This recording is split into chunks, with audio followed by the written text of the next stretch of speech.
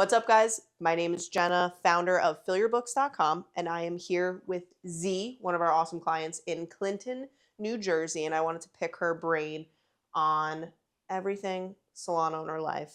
So, give me the origin story of Split End Salon. Well, technically, I never wanted to be a salon owner. I don't think any salon owner does ever. It wasn't my dream Yeah. to be a salon owner. But a salon that I worked in, unfortunately, it turned out to be a little. She was great to work with at first, but then it became very toxic, unfortunately. So I decided to go out not far from here down the street. Found a really small space. It was 850 square feet. I only had 4 chairs. And, I have 3 kids, 2 are special needs. And my husband's job only did minimal raise increases. I'm the one who could probably bring more money to the plate because we need that for our younger kids. Yeah. So we opened it in 2008, and that's when the economy went to shit later that year. But we opened it in 2008, and we're now on year 17. That's awesome. And that one burned down, so this is the one that we opened 9 years ago. I can't believe we're here 9 years. Right, 9 years. Yeah. And how many chairs do you have currently? I have 6. 6 chairs, okay. And then I have the wig room, which is another area, so that would be 7. Okay, and then how many stylists? Right now, with me is 6, and I have an apprentice who is in training who will probably, hopefully, take my chair. Nice, awesome. I know we were just talking about it. Like, when that'll happen, we don't know, but No, I don't know, because you don't want to fully step away, but no, I get it. Yeah, totally. So you've been with us for it'll be a year in July. A year in July. That's crazy.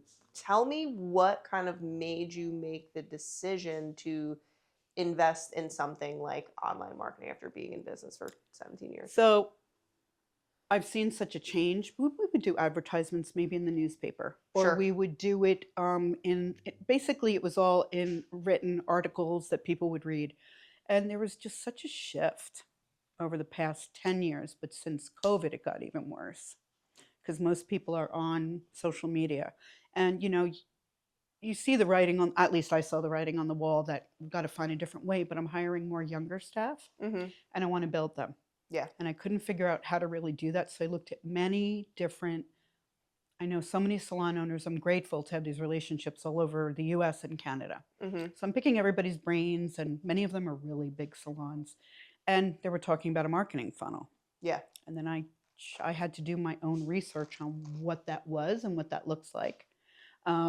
And I just kept scrolling and looking and seeing. What I liked about Fill Your Books was when I talked to Joe. Was it Joe who I talked to? Yeah. Because I talked to someone called, not Fill Your Books. There's another one called Filled Books. That's totally out there. Filled Books, right? But what I liked was he had said that we'll show you how to do it, right? And so after 4 months, we really don't expect you to stay. So for me, I took that as you really want to help. And you really want to make a difference in our lives and move the salon industry to another level. Yeah. And that's what made me go, all right, I'll give it a shot. Was it an investment? Yep. But it's worked out to be probably the best. I didn't expect it to be as successful as it is. I really didn't. That's I awesome. figured we'd do better. Yeah. But not when I looked at the numbers, what they were. Yeah, no, 100%. And one thing I wanted to also pick your brain about, kind of, it's in line with this, but even though you guys have been open for a solid amount of time, you've always been open, even in the little bit of time that I've known you, to trying something new and almost being excited to try something new. You're not, no hesitation. You're like, yep, let's implement, let's do it. You dive in with both feet. And I know you said 9 years ago, the salon that you were in burnt down. You've been through many different economic changes throughout the time that the salon has been open. And I'd probably argue that we're in a shift of the time period right now. I think so. What is your advice to other salon owners who might be watching this on not staying stagnant, staying the course? Like, what has kept you guys strong as a business through the 17 years? What has made us strong is I've worked really hard on our culture over the past 6 years. I try to remind my staff why they got into this. I go, why did you become a stylist? really what it to your core. And we all agree we just want to make a difference in people's lives. So once you realize and you go back to that, your service to the client, how you serve them, becomes very different. Yeah. And they feel it.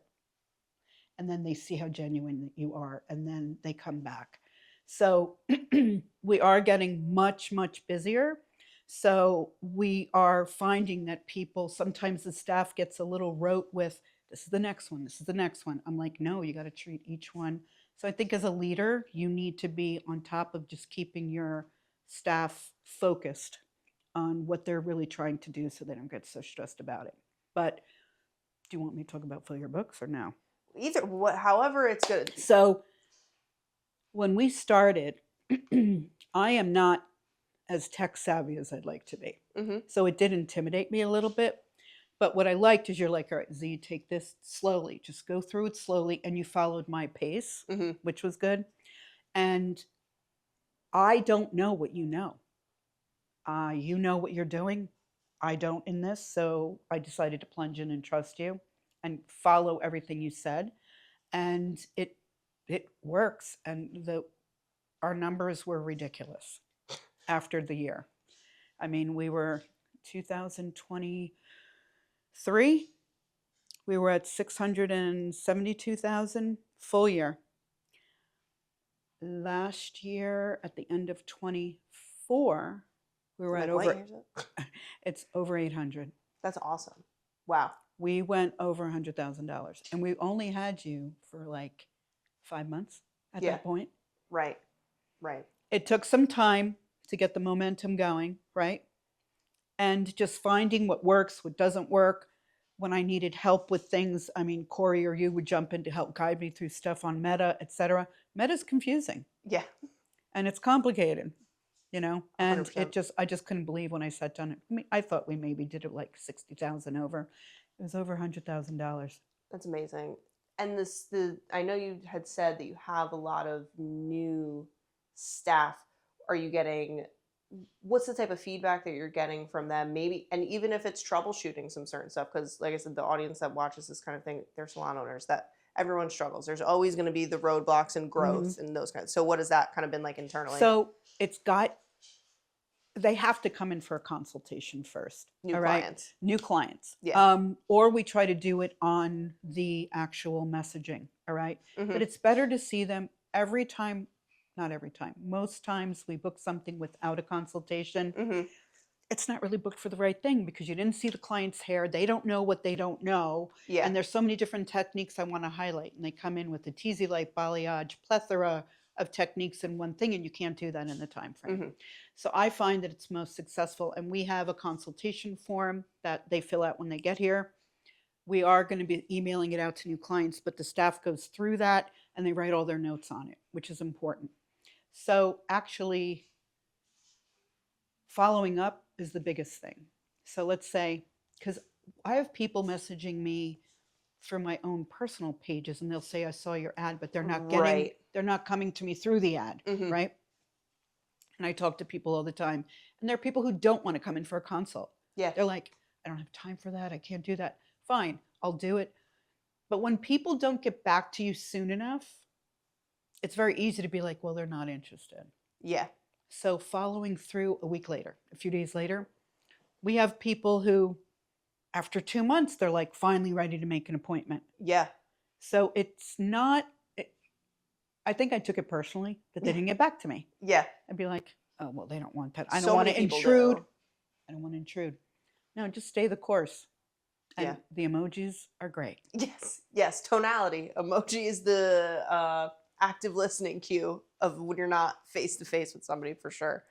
And what we did is we trained my VA. Yeah.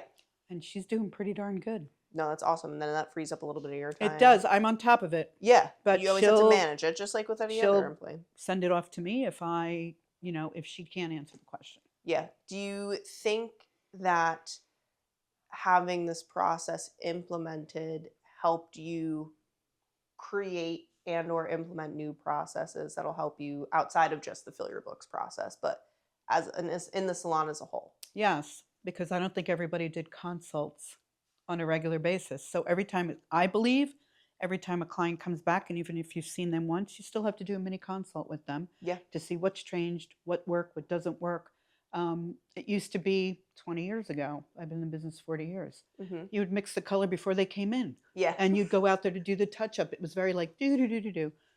But they want to feel, clients want to feel that they matter. And that they're important to you. And that they're the only one. Because everyone needs attention today. Well, 100%. That the number one reason that clients will leave a stylist is because they feel that the stylist doesn't care anymore, right? Where that like they don't take the time to listen anymore, because so many people are, other stylists, other salons are so prevalent and accessible on social media, and they're like, well, these people seem like they care a lot. And my stylist has my bowl pre-mixed when I come in, and it's just kind of like, and then they're like, well, I'm going to go try out that person, you know? What's nice is I've always wanted them to do the consults, do the mini consult, even if it's a client who comes in for regular touch-up every 4 weeks. But with FillYourBooks and really having the consultations, because in the beginning, they weren't really booking appointments because they were giving people too many options. It's like, if this is what you really want in the picture, I said, just give 2 options. We can get to that eventually, but you've got to financially giving them 2 options. Some people are ready to spend that $500 and up. Some people are taken back by it. So the biggest issue in the beginning was that they were not, the consultations were not booking for an appointment. So once we tweaked our consultation to be simpler, basically keep it simple, right? And repeat back what you hear the client saying and what's the number one concern they have. And then you give them the 2 options. It's everyone has booked for an appointment since then. We simplified the consult. But the fact that we're doing so many consults, now they're following through with every client that comes in. And that's huge because it's service, I think, anyway. 100%. It's what makes you guys different. So many people do good hair now, and I think that's the great thing about social media. It upped everybody's game, so now that's just kind of the standard is good hair. So now what are you going to add in to make that experience that much better? Going the extra mile is huge. 100%. Service, I believe, is where it's at. Customer service. I compare salon world to hospitality. Like, I think about it like a hotel, like a Four Seasons hotel. If you, it's the white, I call it the white glove experience, which what's beautiful about the FillYourBooks model is that it's not, they don't even have to lift a finger. It's like, oh, this salon just popped up, and oh, I just click and now I'm in conversation with someone. Before you know it, they're like, wait, I'm sitting in a chair and they didn't even have to think about it. They didn't even have to think about getting They didn't have to think about it. They could do it just from their phone. But the funny thing is I have so many people now. It's so funny. I walk in the post office and she goes, I saw you come across my phone the other day. I'm like, oh yeah? Did you? Right? But then there are people who do make negative comments. Oh, 100%. Her glasses are ridiculous. She looks hideous. And I just sit there and I have to ignore it. I don't respond to it. Because people feel that they're very empowered from behind the screen. But it's interesting to look at it all. I'm like, wow, that's what you really think, you poor thing. I know. You got issues, but it's okay. But what's nice, like the thing that's, so many people aren't willing to put themselves out there, right? It's a risk. But when you do put yourself out there consistently, you do see the positive result, right? Like, you're willing to do the thing that other people aren't willing to do over and over again. And I think, tying back to my original question, like, what has kind of kept you going for so long, correct me if I'm wrong, I think it's probably your stick-to-itiveness. And I mean, outside of just FillYourBooks, what would be your what's your secret? What's the secret sauce to being in business for 17 years and staying relevant? I think, I got very involved in the community. We have a foundation called the Hair to Share Foundation for people who don't have medical insurance for a wig. It's a 501c3, and that was a big thing. We also give back a lot. There is a halfway house in White House Station. Every person that's getting to the point to graduate and go on job interviews, we do their hair complimentary for them. They come in here, we do all that. That's right? Awesome. We donate constantly when people are asking for raffle items, etc. Sometimes I have to put a limit on it, but that's life, okay? But I think it's just being present, making a difference, and even when a client has a problem, I personally call them, we try to figure things out. This human error happens. Yeah. We're not perfect because we're not robots. But I think as an owner, you have to be really present and in the salon, Yeah. not at home all the time. An absentee owner, I know. Yeah, that's difficult because your staff needs to know it. They need the guidance. But a lot of my older staff, they're fine with running on their own. Mm-hmm. The younger staff need, and they want the guidance. Yeah. And they want you there. Yeah. And they want you to help. Mm-hmm. So I think it's just truly wanting to make a difference. And that's what I try to exude as much as I can. Yeah. You know? I think people complicate culture a lot. Like that word is tossed around a lot. And to me, it's just, how do you make your team feel? Right? Literally. Like, so I think if you take care of your team, they take care of the clients. mm-hmm. And then it all comes back, the clients take care of the salon. Yeah. So yeah, we call that the culture, the flywheel. I think it's the way that when the flywheel. Yeah, just it continues to spin as long as you know. Yeah. If you walk in and then it's like, if you were not you, and then and you were, say, someone who didn't make your employees feel great, it's like, oh, it's easier. We got to walk on eggshells, and then the client's not getting the experience that they need, and it's like, you don't need all the fancy tools, you don't need all the softwares, all these things. It's like just take care of your people. It's human. Yeah, to take care of your people, human connection. I mean, everyone's going through something different. This one's dealing with this at home, staff-wise. Yeah. That one's dealing with the divorce. This one has a sick husband, or like this one's daughter went into labor early. I think just being genuine and knowing that you've got their back in every way is important. Yeah. No, that's great. What if you could? If you could give one piece of advice, it's rare that I have an owner in front of me that's been in business for as long as you have. What is one piece of advice that you would give to someone who's maybe thinking about investing into the salon, whether it be something like FillYourBooks, but investing back into their team? What would be your advice to them? Well, first of all, I think you need a code of honor. And if you work on a code of honor with your staff, because it involves your staff. Do you know what a code of honor is? Yeah. Okay, so the Marines have a code of honor, athletic teams have a code of honor, and it's how you treat yourself as well as how you treat your clients. So we've gone through the exercise of a code of honor exercise, and they all come up with all the points that are important to them, not the owner. It's hard for me to keep my mouth shut. I want to be like, be on time, for God's sake, can't we put that in there? But someone did say that, and I'm like, phew. Okay, got it. So, and then we broke into groups. They all came up with ideas, and some of them overlap, but you can't have a code of honor that's like 3 feet long. So I condensed everything, came back, reread everything to everybody into like 6 different steps, and they all had to agree to it, and then they signed off on it. And it's in the back room, the shampoo area, my office. So if somebody's not within the code of honor, you can just, not that you want to call people out, but you just point to it. Yeah. And it'll remind them that, because women are very difficult to work with. Everyone's hormonal, everyone's emotional. I'm past that point. I just want to, I can't slap them. I want to. But I don't think it's a wise thing to do. We just point to the calendar. What day is it? Come on, what's going on? But we're emotional beings. Yeah. And it's allowing that to happen without it really getting out of control. Yeah. So that's huge. I believe the code of honor made a huge difference. We revisit it every year, but then every 2 years we redo it. That's nice. So it's always fresh. Always fresh, which is huge. And just monthly meetings. We have monthly regular meetings, and I do regular check-ins with them monthly. We meet one-to-one. We have a little plan on what are your goals. We keep it simple. How far are you going? Where are you falling with the, I make them responsible to get their numbers and bring them to me. I love that. They have to pull their numbers every time, and we sit and we look at it, but I break the goals down. So let's say they want to buy a house. Yeah. Okay, do you want to save, make an extra $10,000 this year? Yeah. Okay, let's break that up by months, weeks, and days.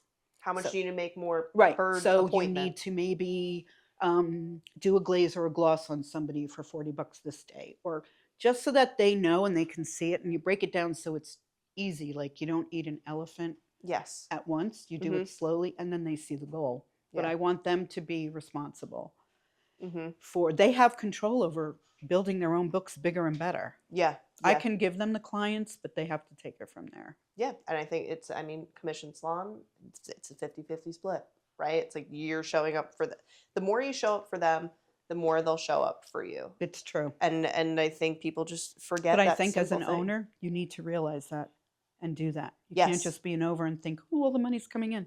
You have to work at it. Yeah. And coming from someone who's been in business for 17 years. Would you, I always like to end this way, would you recommend Fill Your Books to a friend? I have. I know. I would. And I have. And I've spoken to quite a few people about it still, because when I tell them the numbers, they're just like, what? I go, yeah. Yep, but you have to, hey, 50-50 split. Got to work for it, right? You do have to work for it. It's not an easy button. And don't pay anybody 50% anymore. Sorry. Yeah. They got to work at it. No. I go as high as 49 now, and that's it. Yeah. Do you have a I was just gonna say, do you have like a system in which that you follow for that type of math? We if you check. will? We have goals to reach, very easy, with pre-book, average ticket, retail sales, and requests. And I want to see what they reach each month, Mhm. and they have to hold that for at least 3 months to go to the next percentage level, or they get to raise their prices. Gotcha. So they have the tiers in front of them, and they know what they have to reach, and retail is a big one. Yeah. Because you do need the retail. Mhm. And I know it's hard to sell, and it's, I think, every owner's nightmare is, I can't get them to sell retail. I mean, we try everything we can, contests, everything else, but I tie the retail now to their education fund. Nice. So after they reach it, they only get a certain amount of retail. If they do 200 a week in retail, or more, they'll get commission. Under that, they won't get it.